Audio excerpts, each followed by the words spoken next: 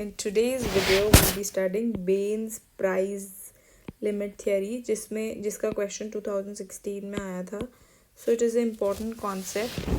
So अब जितना मैंने अपनी PPT में लिखा है इससे ज़्यादा आपको लिखने की ज़रूरत नहीं है, बस इसे अपने रजिस्टर में लिख लीजिएगा. Nothing more is required. 3-4 bar learn करिए और इसे लिख लीजिए.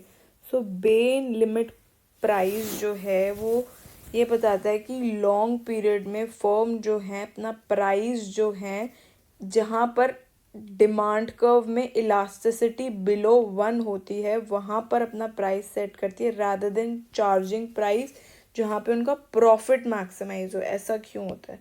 सो दिस इज द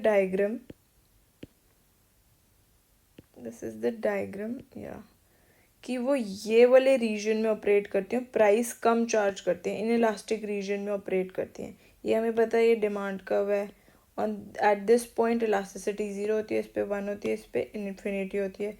यहाँ पर it is greater than 0 but less than 1. So inelastic region होता है. तो ये यूजली यहाँ पर प्राइस चार्ज करती हैं, ऊपर नहीं करती, क्योंकि इस रीजन में अनसर्टनिटी बहुत ही कम होती है.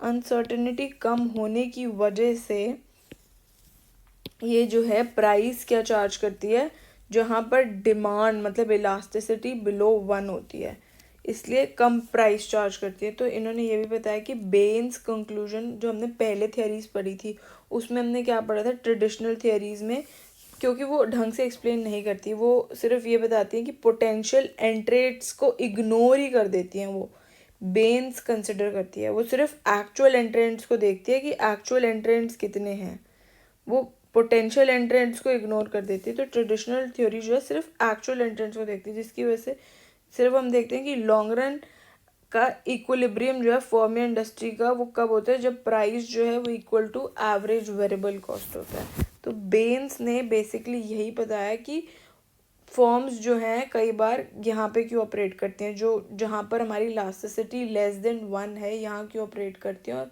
जहाँ पे प्रॉफिट मैक्सिमाइजिंग प्राइस चार्ज करती हैं वहाँ पर क्यों नहीं सेट करती. तो ये लिखा at the same time firm was not set at a level compatible with profit maximization. जहाँ पर उनकी प्रॉफिट मैक्सिमाइजेशन हो रही है, दिस रीजन जहाँ पे उनका प्रॉफिट मैक्सिमाइज हो सकता है, यहाँ पर प्राइस नहीं चार्ज करी, वो यहाँ चार्ज कर रही है. ऐसा इसलिए इसमें अनसर्टेनिटी रिड्यूस हो जाती है, इतनी ज़्यादा अनसर्टेनिटी नहीं रहती, ऑल्दो प्रॉफिट उनका मैक्सिमाइज नहीं होता और लोअर प्राइस पे ज़्यादा नए एंट्रेंट्स भी नहीं आएंगे, तो अनसर्टेनिटी अपने आप से ही कम हो जाएगी. तो एक्चुअल प्राइस जो है वो सेट होता है at a level above long run average cost से बट मोनोपोली प्राइस से कम. सो इट मीन्स कि price is between competitive price और मोनोपोली प्राइस. मोनोपोली जितना ज़्यादा प्राइस भी नहीं चार्ज करी और कंपेटिटिव जितना कम प्राइस भी नहीं चार्ज करी. It is somewhere in between of competitive और मोनोपोली प्राइस. देयरफॉर जो हमारा जो फर्म्स का बिहेवियर होता है वो कुछ एक्सप्लेन करते हैं कि अज्यूमिंग जो बैरियर्स है there are barriers to entry in existing firms do not set. तो एग्जिस्टिंग फर्म्स जो है वो मोनोपोली प्राइस चार्ज नहीं करती, because establish firm can charge without inducing entry, क्योंकि इस्टेब्लिश फर्म जो हैं अगर ऐसा कुछ करेंगे इतना ज़्यादा तो पोटेंशियल जो एंट्रेंट्स हैं बहुत ज़्यादा हो जाएंगे. तो अपनी अनसर्टेनिटी को रिड्यूस करने के लिए they set the price in the inelastic region of the demand curve. तो इसमें कुछ अजम्पशंस हैं, बेसिक मॉडल के अजम्पशन की long run determinant demand curve जो इंडस्ट्री का है that is unaffected by price adjustment. Price adjustment से जो डिमांड कर्व है इंडस्ट्री का वो चेंज नहीं होता. There is effective collusion among established monopolists. Established monopolists के अंदर effective collusion होती है, दो फर्म्स जो है वो इकट्ठी हो जाती हैं, effective collusion हो जाती है among the established oligopolists. established firm जो हैं वो compete करती हैं as limit price below which entry will not occur, because अगर लिमिट प्राइस से नीचे अगर वो कुछ चार्ज करती हैं, suppose this is the basically this is limit price, अगर वो लिमिट प्राइस से कुछ भी नीचे चार्ज करती हैं तो वहाँ पर पोटेंशियल एंट्रेट्स आने की जो मतलब जो नई फर्म्स आएंगी इतने कम कॉस्ट में और इतने कम प्राइस में वो चल ही नहीं पाएंगी. तो तो उनको पता है, तो उसके अकॉर्डिंग वो लिमिट प्राइस जो है वो सेट करते हैं। लिमिट प्राइस सेट करने के उन्होंने 4 रीजंस बताए हैं, ABCD। फर्स्ट जो है वो डिपेंड करता है कि उनको पता, उनका एस्टिमेट्स निकाल लेते हैं कि पोटेंशियल एंट्रेंट्स की कॉस्ट क्या होगी, उसके हिसाब से वो प्राइस, लिमिट प्राइस देख लेते हैं कि क्या होगा, उससे नीचे प्राइस सेट करते हैं कि अगर नीचे प्राइस सेट करेंगे तो पोटेंशियल एंट्रेंट्स आ ही नहीं पाएंगे। On market elasticity of demand, demand कैसी है उसके हिसाब से लिमिट प्राइस सेट करेंगे। ये जो मैंने आपको डायग्राम दिखाया है, ये लिमिट प्राइस लिमिट किससे नीचे नीचे कैसे सेट करेंगे, वो भी डिपेंड करता है। और थर्ड जो है वो ये बता रखा है कि साइज ऑफ द मार्केट के ऊपर डिपेंड करता है कि मार्केट कितनी बड़ी है छोटी है, उसके हिसाब से सेट करेंगे। एंड फोर्थ इज कि on the number of firms in the industry के अंदर कितनी फर्म्स हैं उसके हिसाब से लिमिट प्राइस रखी जाएगी।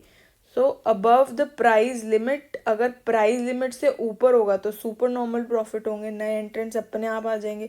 और इन इलास्टिक रीजन में ऑपरेट करनी रही इलास्टिक रीजन में, तो उस केस में सर्टेनिटी जो है, अनसर्टेनिटी जो सेल्स की है इस्टेब्लिश फर्म की बहुत ज़्यादा होगी, इतनी ज़्यादा सर्टेनिटी नहीं रहेगी क्योंकि वो elastic region of the demand curve में ऑपरेट करेगी। सो अज्यूम कि लिमिट प्राइस जो है वो करेक्टली कैलकुलेट कर ली गई उन 4 पैरामीटर्स के ऊपर, एंड इट इज़ सिर्फ एग्जिस्टिंग फर्म्स को पता है और पोटेंशियल एंट्रेंट्स को पता है। गिवन कि जो लिमिट प्राइस है only segment of demand is known to the firm, और उसका जो उस सेगमेंट का जो डिमांड है वो कुछ फर्म्स को ही पता है, एंड अपर सेगमेंट जो डिमांड का है वो अनसर्टेन है। नीचे वाला जो लोअर सेगमेंट है वहाँ पे फर्म्स को पता है, अपर सेगमेंट में अनसर्टेनिटी बहुत ज़्यादा और बिहेवियर ऑफ एंट्रेंट्स जो है वो पता नहीं है। यही बताया कि ऊपर वाले रीजन में अनसर्टेनिटी बहुत ज़्यादा है, नीचे वाले रीजन में सर्टेनिटी है।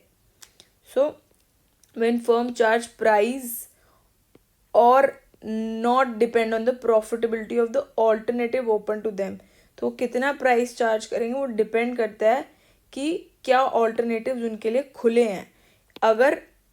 अगर तो ये है, this is the long run average cost, अगर लॉन्ग रन एवरेज कॉस्ट ये है तो ये MR और MC जहाँ पर मीट करेंगे, ये हमारा MR है, ये हमारा MC है। ऑन द डिमांड का प्राइस चार्ज करेंगे P1 जो कि लिमिट प्राइस से कम है, तो इस रीजन में जो है सर्टेनिटी काफ़ी है, अगर ऐसा कुछ प्राइस चार्ज करेंगे तो लॉन्ग रन में काफ़ी सही है। पर अगर उनकी कॉस्ट इतनी है लॉन्ग रन एवरेज कॉस्ट, तो जहाँ पर MR और MC मीट करेगा मतलब ऑन द डिमांड का वो P2 चार्ज करेंगे। तो अगर लिमिट प्राइस से ऊपर चार्ज करेंगे मतलब प्रॉफिट यहाँ पे उनका मैक्सिमाइज होगा, अगर ऐसा कुछ प्राइस चार्ज करेंगे तो इस केस में उनकी अनसर्टेनिटी काफ़ी बढ़ जाएगी।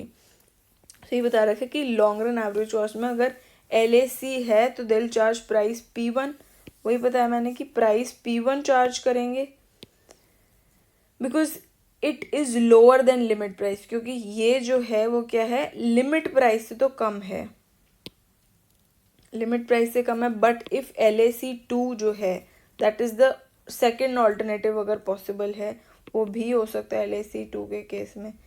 सो ईदर चार्ज कर सकते हैं, लिमिट प्राइस भी चार्ज कर सकते हैं, ये वाला limit price and realise lower price and certainty रहेगी लिमिट प्राइस पे, तो बिकॉज न्यू फॉर्म्स जो है वो एंटर नहीं करेंगी मार्केट के अंदर। सो यही कॉन्सेप्ट है कि अगर एक इन इलास्टिक रीजन में ऑपरेट करेंगी तो वहाँ पे अनसर्टेनिटी कम होगी, और अगर इस रीजन में मतलब इलास्टिक वाले रीजन में लाई करेंगी तो अनसर्टेनिटी बहुत ज़्यादा होगी, यहाँ पे अनसर्टेनिटी बहुत कम होगी, सर्टेनिटी काफ़ी होगी। सो बी के अंदर ये बता रखा है कि charge price profit maximising price P2 भी चार्ज कर सकते हैं, ये वाला प्राइस जो लिमिट प्राइस से भी ऊपर है which is greater then limit price. But in that case this is not ion, this is in that case profit जो है वो अनसर्टेन होगा पोस्ट एंट्री के बाद, और रिस्क डिस्काउंटेड होगा मतलब रिस्क काफ़ी ज़्यादा होगा।